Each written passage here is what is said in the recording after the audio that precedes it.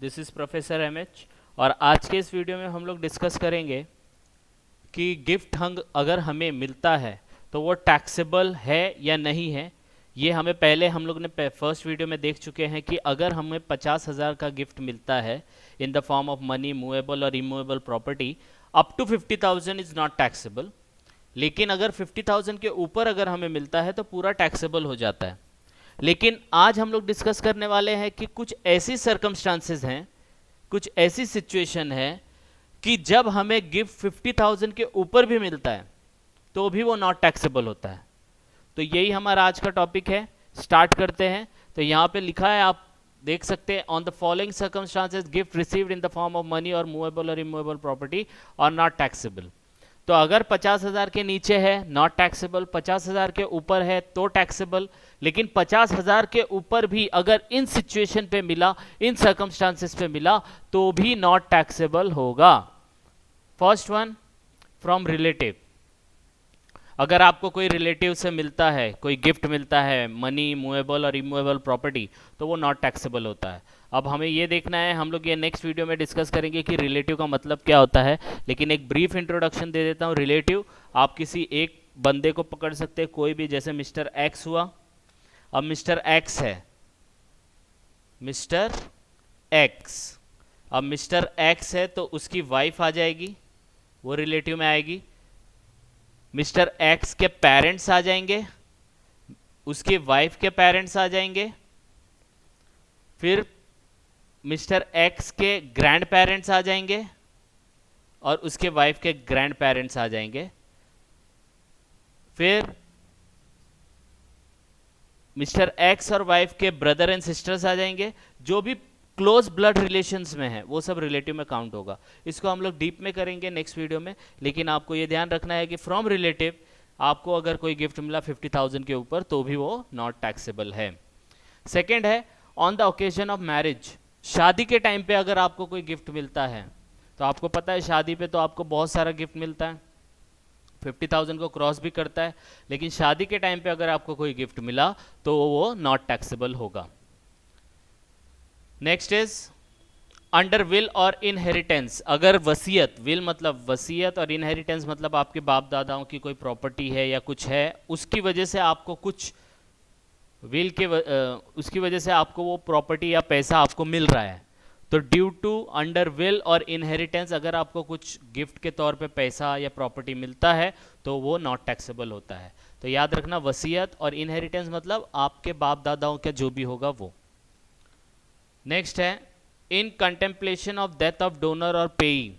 जो डोनेट करने वाला है, जो पे करने वाला है, उसका डेथ होने वाला है और ये श्योर है, जैसे कोई ऐसी बीमारी से जूझ रहा है वो, जिससे उसका डेथ मतलब 6 महीना 3 महीने में उसका डेथ होने वाला है। तो कंटेम्पलेशन ऑफ डेथ का मतलब होता है कि हमें पहले से ही पता है कि ये इंसान अब ज़्यादा जीने वाला नहीं है। उस सिचुएशन में अगर डोनर ने आपको कुछ गिफ्ट किया तो वो 50,000 के ऊपर गया तो भी वो नॉट टैक्सेबल होगा। तो पहला रिलेटिव से नॉट टैक्सेबल है, दूसरा मैरिज के टाइम पे मिला नॉट टैक्सेबल है, विल और इनहेरिटेंस पे नॉट टैक्सेबल है, और contemplation of death of donor और पेई के टाइम पे नॉट टैक्सेबल है। तो ये 4 सिचुएशन हुआ, कुछ 8 से 10 सिचुएशन है।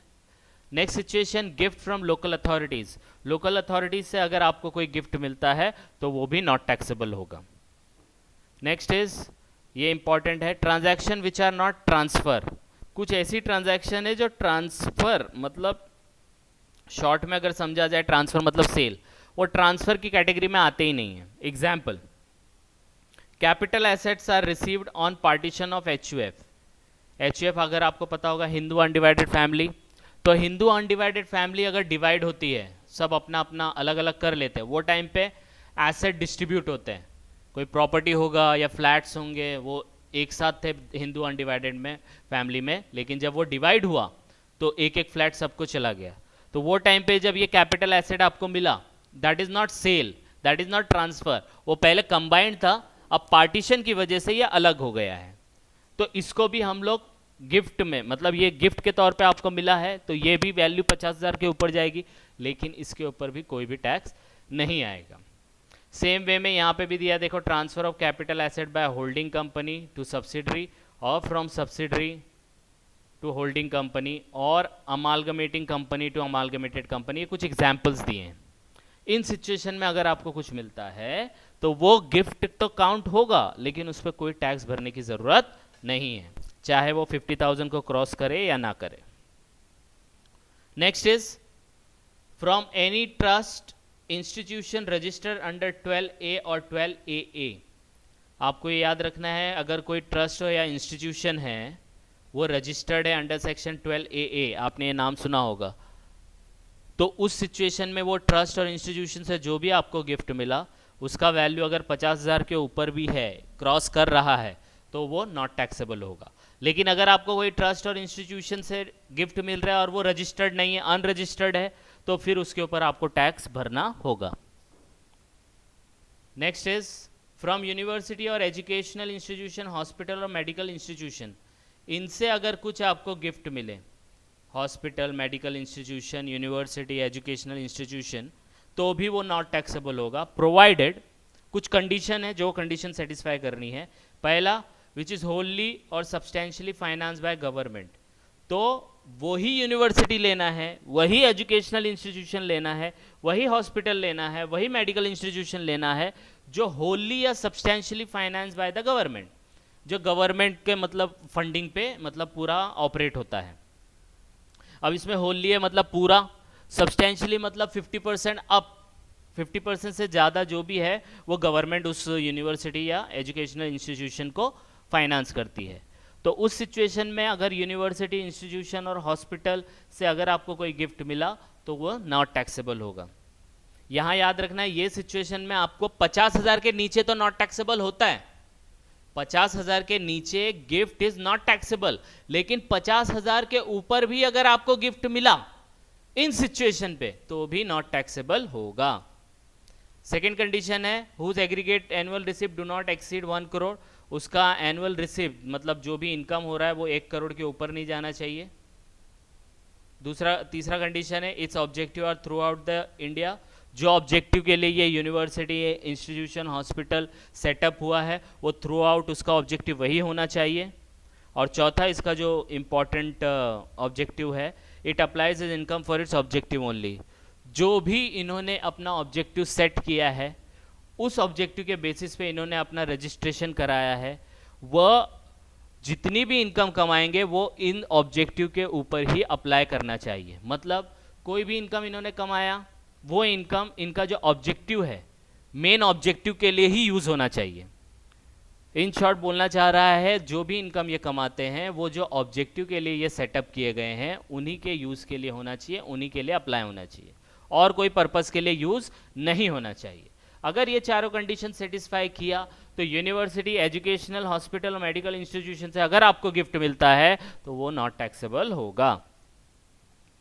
सेकेंड लास्ट पॉइंट है from a trust created by individual, कोई ट्रस्ट है इंडिविजुअल ने क्रिएट किया है for the benefit of relative for individual, मतलब कोई बंदा है मिस्टर एक्स, उसने एक ट्रस्ट क्रिएट किया है और मिस्टर एक्स का कोई रिलेटिव है और उसके बेनिफिट के लिए ट्रस्ट क्रिएट किया गया है, तो वो ट्रस्ट से अगर आपको कुछ बेनिफिट मिलता है वो रिलेटिव को, तो वो नॉट टैक्सेबल होगा।